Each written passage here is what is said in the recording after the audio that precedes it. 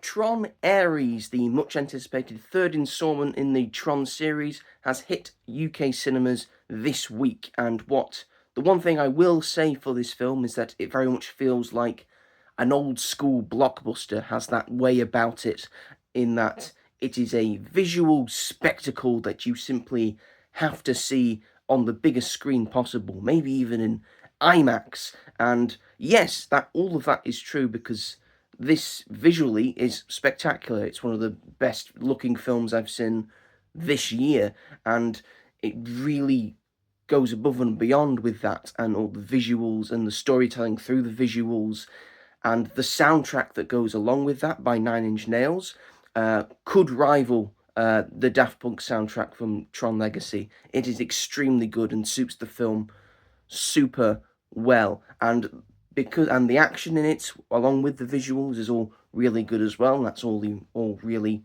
well done, and that makes the film watchable. Because despite the fact I enjoyed this film, it has a lot of problems with it. There are moments where there's a lot of dialogue vomit, and it just doesn't make sense for the viewer.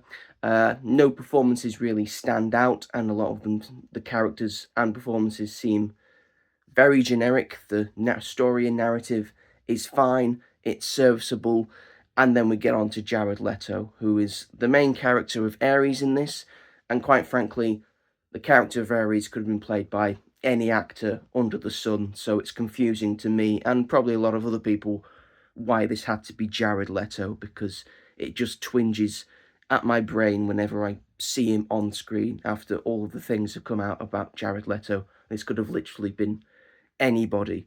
However, if you can get past the Jared Leto-ness of this film, overall, I think you'll have a good time with it, and it's just a purely visual spectacular to look at on the big screen, and I would recommend you see this in a cinema. This gets a 7 out of 10 from me.